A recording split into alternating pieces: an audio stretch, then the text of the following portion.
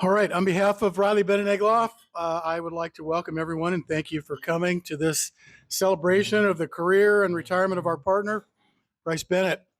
If you don't know me, I'm John Egloff.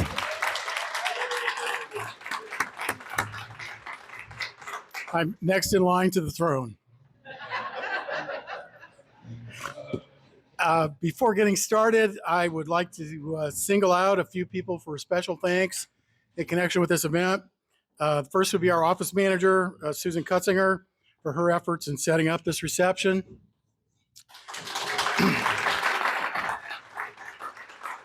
I'd like to thank our marketing director, Jacob Darling, for his work in preparing the video montage and some of the other administrative details associated with this event.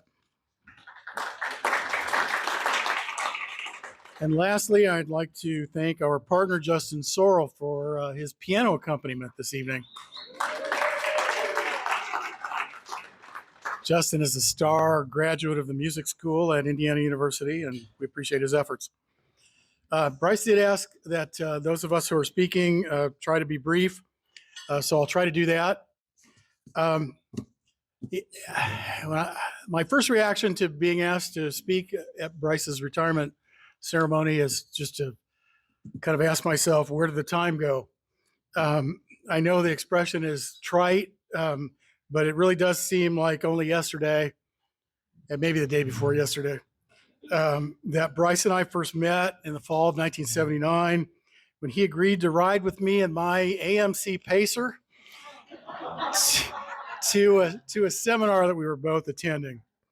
That was 43 years ago, halfway through the term of Jimmy Carter. So that's a long time ago. It occurred to me as I was putting my remarks together that my relationship with Bryce has been longer than nearly any other relationship in my entire life, other than my siblings. Certainly longer than my marriage. Yeah, that was not a laugh line, folks. Okay. So I have been trying to get my head around the idea of what the idea of Bryce's retirement means, what that actually means to our law firm and what it means to me personally. What is it going to be like without Bryce? What are we going to miss about the guy? Well, the first thing that comes to mind is his energy. If you were to look up type A personality in the dictionary, if we still have dictionaries, I don't know, there might well be a picture of Bryce. In addition to the countless hours he devoted to the practice of law every year, I would be at a complete loss to try and enlist all of the many civic organizations to which he's committed his time and energy, very often in leadership positions. We're also going to miss his leadership at our law firm, particularly with respect to his tireless efforts in the training and mentoring of the firm's associates. Although Bryce became somewhat notorious within the firm for eviscerating any written work product an associate submitted for his review, his consistent response was appropriately, "Show me where I'm wrong." To this day, I'm not sure anyone has been able to do that. We'll also miss his optimism. Bryce is someone who saw opportunities everywhere, around every corner, and was anxious to seize each and every one of those opportunities. He was always the primary driver of our law firm's marketing efforts and the efforts to make our firm better known in the community. And we'll certainly miss his determination. There was never a matter too large or too complicated or too new that Bryce didn't believe our law firm could handle. At the outset, our handful of attorneys were involved in a relatively few practice areas. Today, we pride ourselves on being a full-service business and litigation firm covering a wide range of practice areas, and our practice areas continue to grow and expand. I certainly hope that following his retirement, Bryce won't be a stranger, because what we'll probably miss most of all is just his company. Bryce has always been fun to be with, whether yucking it up at a partner's retreat or playing drums in our erstwhile office band. For 43 years, he's been a good audience for my notorious silliness. That's the short list of what I and our law firm will miss about Bryce. Suffice it to say that there will be very big shoes to fill, and I know that everyone in the firm agrees that the place won't be the same without him. Please join me in congratulating Bryce for all of his contributions to our law firm with a round of applause.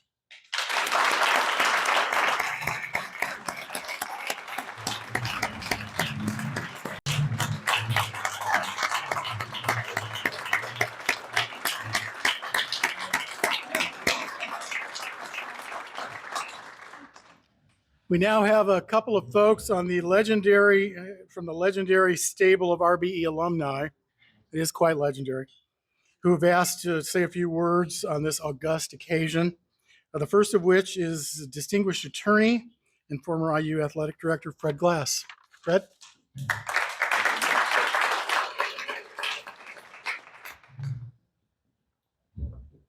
Thanks, John. Bryce is going to give you guys about 20 minutes to cut that out. So he kind of liked that standing ovation, I think.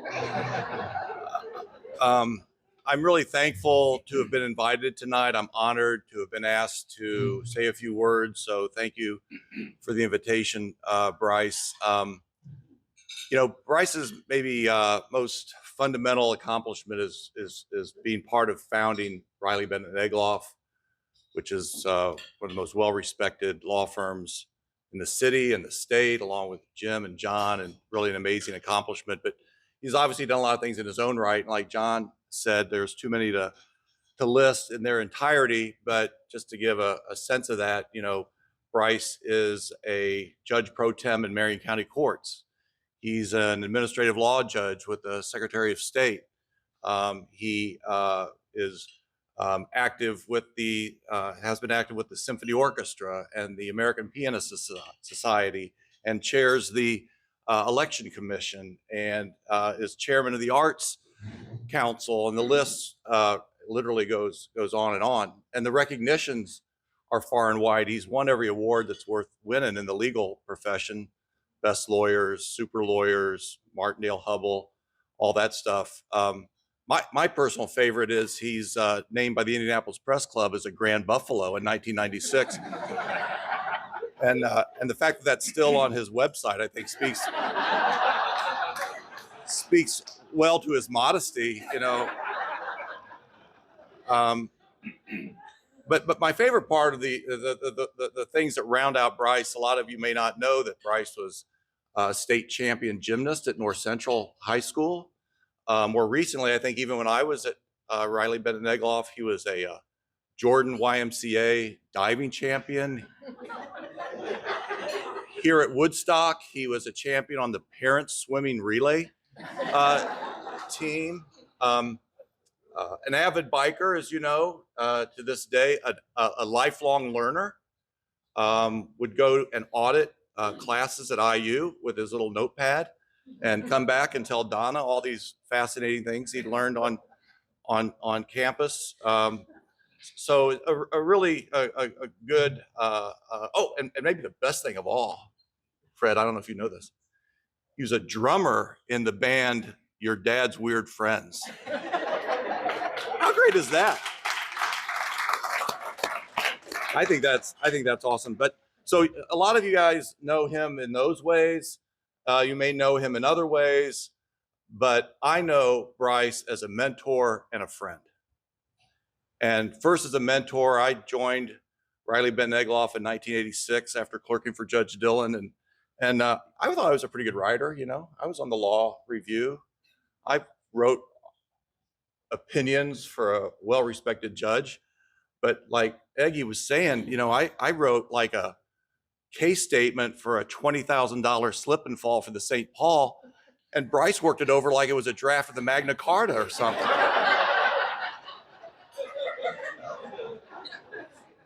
And this is seared into my brain forever. I'm sitting there and I innocently wrote something like, we anxiously await, the upcoming court date, blah, blah, blah, blah, blah. And Bryce looks at me and goes, anxious?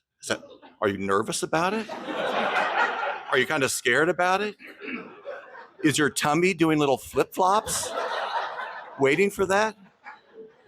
He said, Fred, the word is eager. It's not anxious. And I have never forgotten that. And I drill that into everybody's head that I ever talked to. But the great thing is, Bryce was investing in me. And Jim said it, Bryce said it. I don't know if Eggy said it or not. He didn't really talk to me very much when I was there, but those guys said, we hire every person, we expect them to be our partner. So we train them as if we want them to be one of our colleagues. And that really stuck with me. And not only it made me a better writer, but I think made me a better leader. Subsequently, we became friends, and our families have a lot of overlap. Barbara and I are close with Bryce and Donna. Our namesake boys are best friends. His daughter Becky and my daughter Katie are great friends, and I could tell a lot of stories. Barbara told me not to tell the story about being at Becky's wedding, and I may or may not have had a few too many cocktails, and I may or may not have been jumping into all the family pictures, and I may or may not have been twirling Bryce around like we were in a synchronized swimming class or something. But so I won't tell that one. It was a bad one. But and there's other ones that are actually much worse than that I can't even reference. But Bryce, I just want to say it's been an incredible career from which you're retiring, and I'm very, very eager, but not at all anxious, to see what you do next. Congratulations. Fred and fellow CEO in the not-for-profit world, Fred Payne.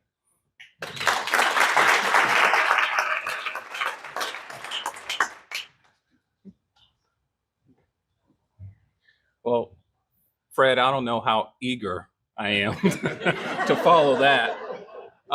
My history with Bryce started, probably about 21 years ago when I was a new associate at Riley Bennett and Egloff. I got to know Bryce pretty intimately through writing. And in addition to tearing it up with the red ink, he would also tape pieces of paper onto anything that you would share with him, because he started writing and then he had so much to write about how bad you wrote. He needed more space.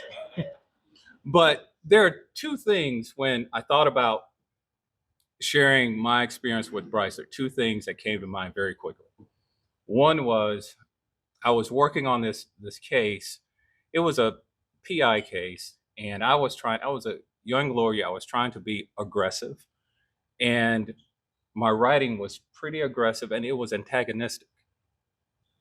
And I was thinking that if I'm antagonistic and I'm pretty aggressive, then I'm doing a good job at being a lawyer. But I antagonized the attorney on the other side pretty much. I ruffled his skin. I really did ruffle his feathers quite a bit.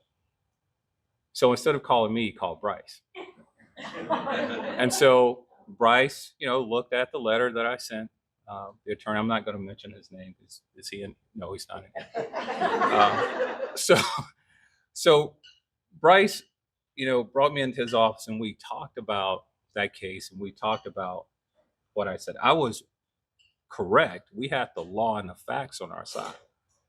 The other side had a lot of sympathy because of the situation that the person was in. So Bryce shared with me the story about being a really good advocate, but you don't have to be antagonistic in order to be a good advocate. And the way that he showed me that was a part of really rewriting what I had written, because I had to write a letter back to that attorney, not backing off from my point of view, but reiterating my point of view in a different kind of way. And so that was one of my first lessons in really true advocacy with Bryce. You don't have to be a tyrant to be a really good advocate for your client. The second thing that really stuck with me, and it stuck with me for quite some time, it was when I felt seen for the first time in the practice of law. So I'd asked Bryce and the firm at the time to get involved in this American Bar Association program. It was called the Minority Counsel Program. And so this was a program where they were trying to get persons of color more business within large corporations. So I asked Bryce to invest, and so the firm invested in us going to being a part of this program. So Bryce and I took a trip up to Chicago. So we went to Chicago and we sat through the different seminars, and we sat through all of these presentations with large corporations, and they limited the number of law firms because they didn't want it to be law firm heavy. And in one of the conferences, Bryce was the only white male there. So when we left, Bryce and I were riding back, and he looked at me and he said, "So that's how Fred Payne feels?" For the first time, I felt seen. Bryce saw me that day. And ever since that day, I've tried to make it my business to see people who I work with and around every single day. So 2 big lessons I got from Bryce.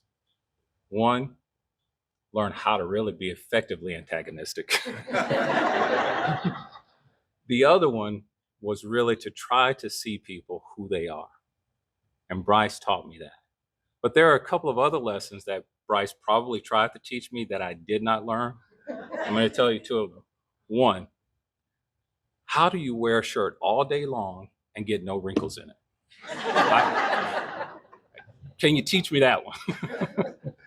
And the other one is when I see Bryce, and we've met a few times downtown, and he would ride his bike, this guy is never sweating.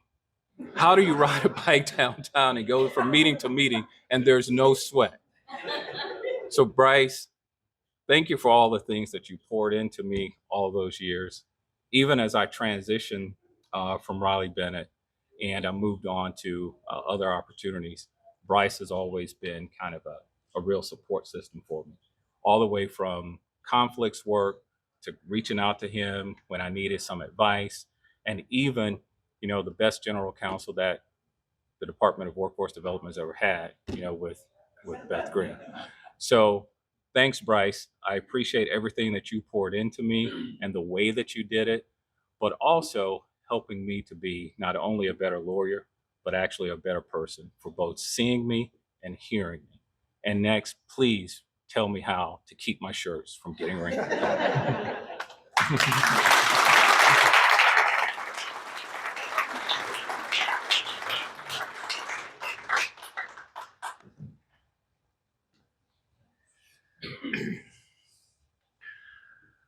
Well, good afternoon, and Bryce, it's an honor to be invited by you to speak. It really is.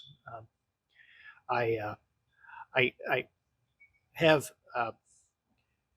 many fine things to say about you, many things, and many things I think are really beyond the pale, beyond the pale of what transpires. So. It's difficult for me to be up here and speak. It's difficult to, thank you, John. It's difficult to make this address at this time. Bryce asked me about, what was it, 8 weeks ago, 9 weeks ago, 9 weeks ago, to come in and talk and tell you all what a great guy he is. And he is a great guy. He really is. But since then, I've suffered a stroke, and it's been something that's been interesting to go through. And we were scheduled for lunch before the stroke, but as it happened during the stroke, and I sat down and talked to Bryce, and like the speech, I'm sometimes coherent and sometimes ill at ease, but. At any rate, he had good things to say and good advice. So I'm very grateful for that. I'm grateful for my friend Bryce Bennett for everything he's done, for the people that he's stood up for over the years. There are any number of people that maybe didn't deserve it, but got really the best of what he had to offer. So I would count myself in that number of folks too. So, Bryce, congratulations.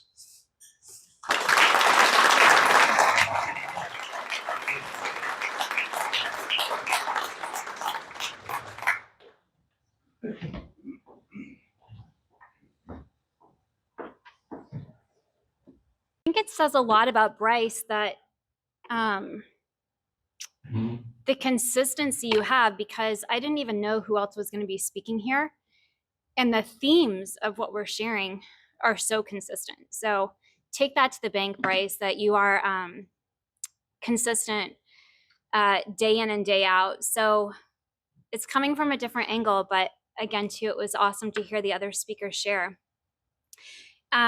It's been fun over the last few weeks reflecting on all the deposits in my RBE memory box. And I wanted to share a few specific BHB memories that I kept coming back to and some of the important lessons tied to those memories, which you taught me along the way, both personally and professionally. Lesson 1, laugh whenever possible, AKA don't take yourself too seriously. I don't think I had even met you during the interview process in fall of 2002, 20 years ago, if you can believe it. And my first memory of you was here in this room at the holiday party between interviewing and clerking for the summer. And someone, my best guess is that it was either Charlie Douglas or Kevin, presented you with a full-length mirror that one of your clients wanted to pass along. Donna, I don't know if you remember that or not. Okay. Exactly. You accepted it in style. Everyone died laughing. And I remember how Jamie's and my cheeks were literally hurting by the end of the evening. And it confirmed I had made the right choice with RBE. Along those same lines, once I joined the ranks as an associate, I realized just how seriously people took responsibility for the associate holiday video. We tried to up our game every year, and one that will always stand out to me involved us all being gathered in the parking lot to film a portion of that video. And I recall we definitely focused on poking some good fun at various partners that year, Bryce included. Ned, you were there to help lead the flag raising ceremony. I see it has made a reappearance this evening. And the wind blew perfectly to capture the life-size BHB flag that we made fly up there. And purchasing the display case and giving it to you was just a no-brainer because we knew how much you would enjoy displaying it in your office for years to come.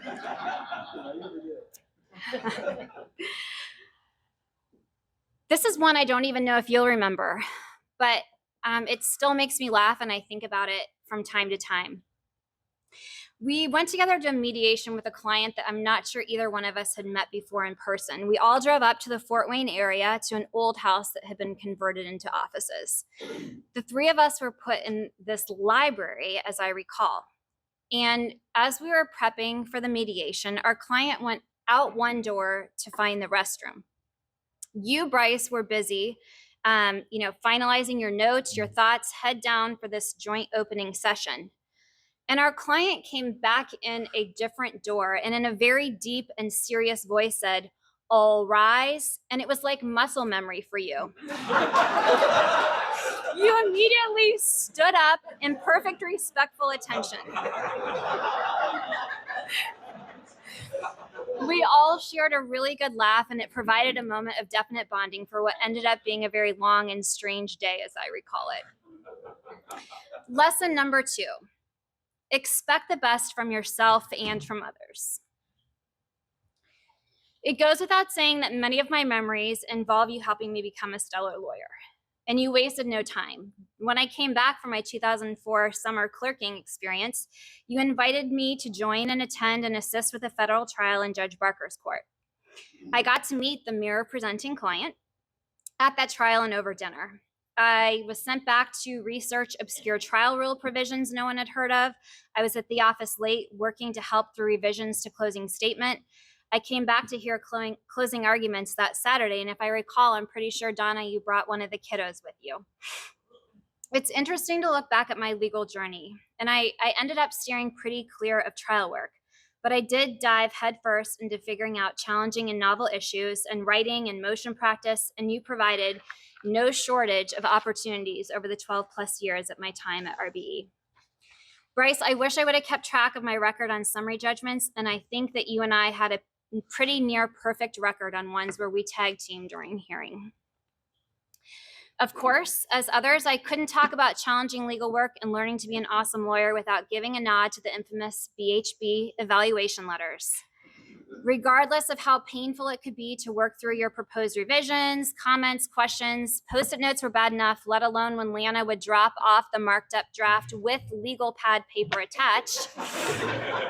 Your perspective and pushback always made it cleaner, sharper, and more robust and complete work product.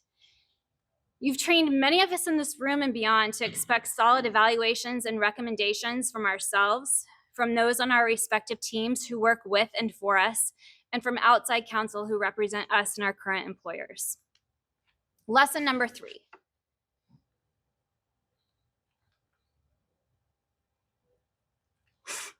Believe in yourself and believe in others, even when they may not.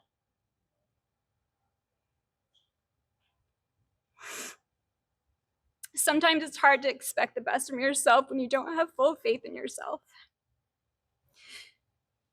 One of the most important things you offered was continued belief in me and my abilities as an attorney and as your teammate. I will never forget you letting me handle oral argument in front of the Court of Appeals. I was only a 4th or 5th year attorney, and it was my first time arguing. And I really should have known something was up since neither side had requested oral argument, and the notice setting the argument identified the Conrad Hotel as the place it would be happening. Turns out it was part of the Appeals on Wheels program and the Indianapolis Bar Association conference for appellate attorneys. The bench was so hot that day that attorneys I didn't even know ended up calling me afterward to express their support. I remember after the argument was over and we left the ballroom, you could tell I was about ready to burst into tears, and you had informed me that I had just made it through the toughest day of my legal career. And you were right, which says something coming from General Counsel of the Department of Workforce Development that handles all of unemployment insurance during the global pandemic.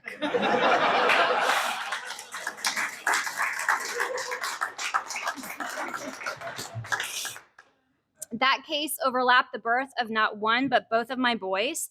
And when the Indiana Supreme Court decided that they also wanted to hear this case, and I had recovered from the Court of Appeals ordeal, even though I had put you on notice en route back to that office that rainy afternoon that you would be handling any further argument, you let me take advantage of that rare opportunity. And it was an awesome experience. And when the Supreme Court ultimately reversed our win, you put me at ease, reminding me of the role that we'd played in helping establish new Indiana law. Without hesitation, you and many others in this room supported my candidacies for openings on the appellate bench. You shared in my excitement during the journey and my disappointment when they came to an end. And without hesitation, almost 5 years ago, you encouraged both Fred Payne and me to consider making DWD my next chapter. Thank you for believing in me while I learned to believe in myself. Lesson number 4, my final lesson. Take advantage of the moments we are given, aka live life to the fullest and bring others along for the ride. Many of my memories of you, Bryce, also involve my family. You always took the time to connect and engage with Jamie at various firm get-togethers, sharing stories about wildlife, or at least tracks of the wildlife you'd recently spotted around your property.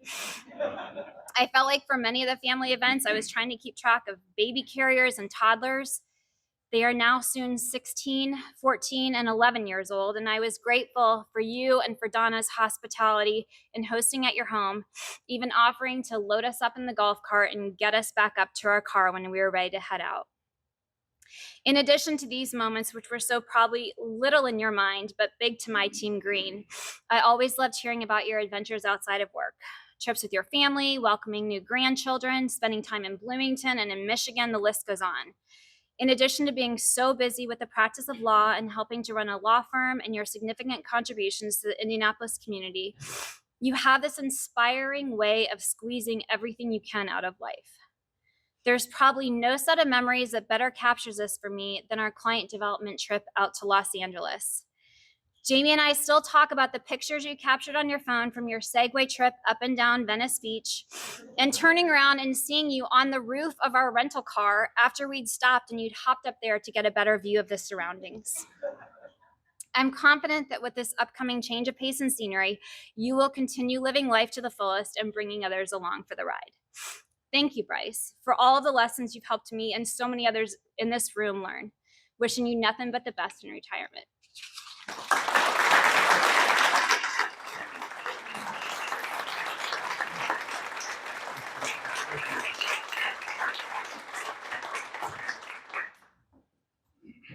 It's your turn, Big I think it's my turn. Wow, that was amazing. I really appreciate all those stories, remarks, compliments, jests, everything I deserve, and some things I don't. So that was wonderful. Thank you very much. I have a lot of thanks to give here, so I want to jump right in and add my thanks to my partner, Justin Sorrell, for playing the piano. There he is, did a great job. Thank you. And Susan Cutzinger, our firm administrator, for her work on this reception. I think she did a great job. Shrimp is still there. And our marketing manager, Jacob Darling, who's doing all the technical stuff here and communications about my retirement. So thanks to Jacob. And a very special thank you to our cast of speakers today. I couldn't be happier that you're here and willing to talk about me. And it was just beyond my expectations of what you guys did. So thank you so much for that. I want to just make sure that everybody knows the backgrounds for some of these people. Of course, my fellow founding partner, John Egloff, who introduced things and kicked off.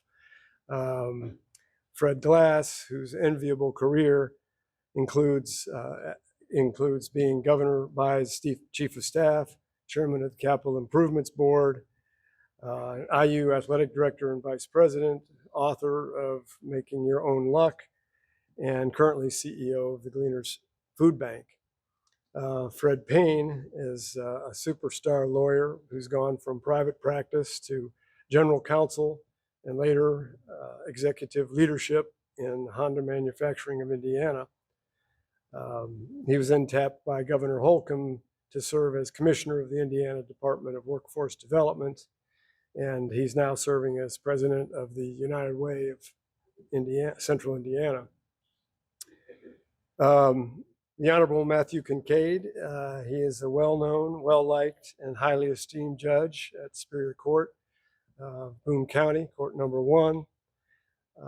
And Beth Green, one of our finest RBE alums that stays in touch with us on a regular basis and serves the citizens of Indiana in her capacity as general counsel for the Indiana Department of Workforce Development. So thank you to all of you for coming here today, showing up and telling some stories. Appreciate it.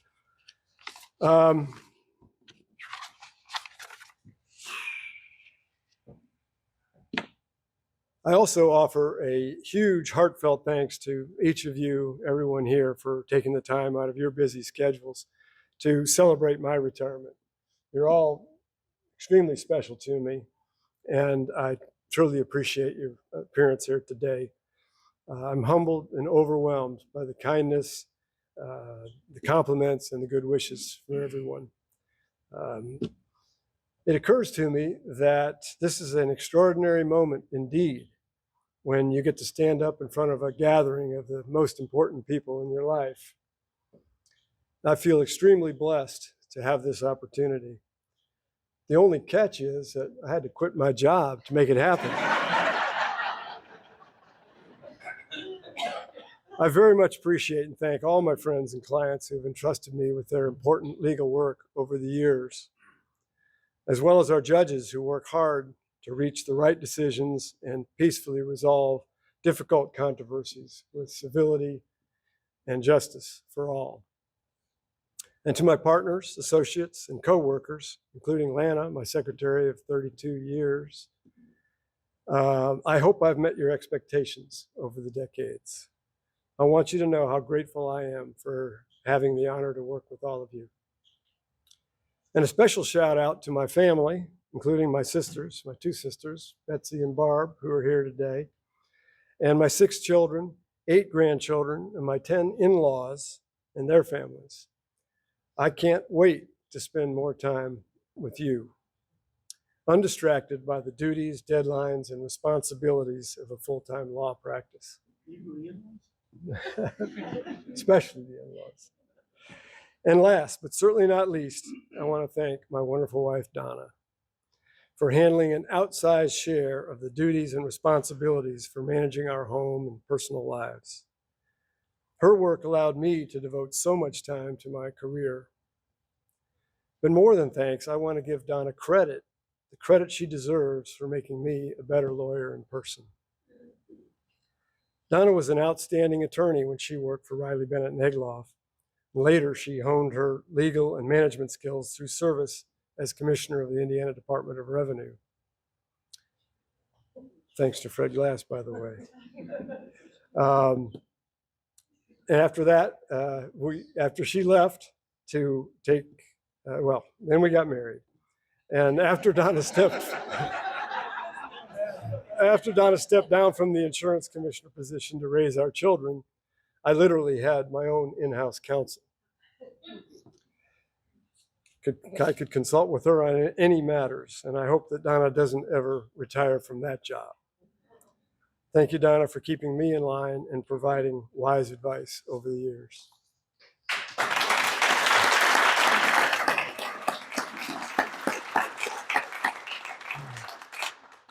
Well, I have to say, it's not easy to walk away from something that you spent your entire career building. But it was never my law firm, never my goal to take this law firm to my grave. The vision was to recruit and hire the best and the brightest attorneys, to teach them to provide the highest quality legal work, attentive and responsive service, favorable results, and timely deliver economic value to our deserving clients. In short, the goal was to establish a respected legal institution that would continue to thrive and create job opportunities long after I'm gone. And I'm confident my work has been done here, and it's now time to make way for others in the firm to spread their wings and take flight. I know I'm leaving the firm in good hands, and I look forward to watching it grow and flourish. I feel very blessed to have accomplished my career goal with enough time, energy, ambition, and curiosity left to explore life's infinite possibilities. And hopefully I can remain relevant enough to contribute something beneficial to our community. I know that none of my goals and dreams could have come true without the people in this room and others who couldn't make it here today. So please accept my sincere thanks and gratitude to each and every one of you for making this retirement day possible for me. Yes, I'm moving on, but my cell phone number is not changing. So please, let's stay in touch. Thank you.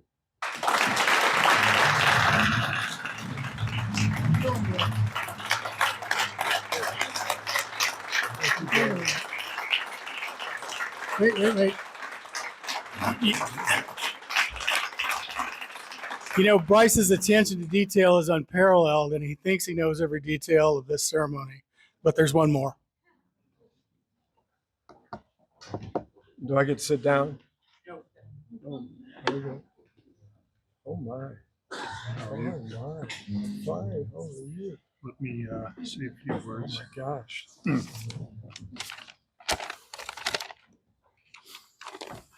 So good evening. Good evening, everyone. Well, I'll do it without it. I'm honored to be here tonight on behalf of the governor for this very special occasion. The governor wishes he could have been here tonight. He's actually traveling out of state, so he asked me to come and say a few words. First, I'd like all of you to know that I became aware of Bryce back in 1990 when my wife and I bought a house we discovered he had owned on Delaware Street, 58th and Delaware. We didn't buy it from him. We bought it from a subsequent owner. But as we were in the process of moving in, I discovered a gym bag on the top shelf of one of the closets, and it was the shelf was about 7 feet up, and it was a very wide shelf, and this was in the very back. So normal people couldn't see it. Being tall, I saw it immediately. So we brought it down, and I opened it up, and we found some envelopes in it with Bryce's name on them and some tennis balls. We figured either the guy we bought the house from had somehow stolen it from Bryce, or he had inadvertently left it when he sold the house years before. And this gym bag was certainly easy to miss for the reasons I said. It was on this top shelf. Well, I looked through it and thought, who is this guy? And so, Bryce, I have to confess here and now that I'm guilty of invading your privacy rights. Thanks for not suing me. Later, however, I learned that Bryce was a well-known, respected attorney and a founder of this very, very good law firm here in Indy. And I began, like young lawyers often tend to do, when they become aware of notable members of their profession, locally and nationally, to kind of follow Bryce's career and the impact he was making in the legal profession, as well as in our community. And now, more than 30 years later, to be a small part of his retirement from the practice of law, I feel it's all come full circle. And what a privilege for me to be here tonight. Bryce, the governor wanted me to convey how highly he thinks of you and all that you have done over the years. Your service and contributions to the community and to the state have been very significant and certainly worthy of recognition. As the governor is well aware, you've contributed your leadership, energy, I heard that earlier in one of the comments, and vision to so many organizations, and they're all better for it. The governor thinks you're extraordinary and incredibly deserving of receiving the Sagamore Award. So I'm a history buff. So learning about the Sagamore Award and how it originated was interesting to me when I started with the governor. And Indiana Governor Ralph Gates, for those of you who don't know, who served in the late 40s, created the award. And he created it with the intent that it's to be given only to those rare individuals who have contributed greatly to their community or to the state. We have a process in our office that we follow on vetting and recommending Sagamore Awards for people. And I want you to know, Bryce, that the governor approved your award in record time. When I raised it with him, he said absolutely before I could even finish the sentence. The governor, more so than some of his predecessors, has a high bar for this award, and he doesn't give, it's kind of like Mitch Daniels, he doesn't give all that many of them. But as he said to me, you're well deserving, and that high bar was easily met by your long and distinguished career and commitment to the city and state. So I wanted to extend his congratulations on your well-deserved retirement. And on behalf of the governor, thank you for all you've done to help make this community and our state a much better place for all.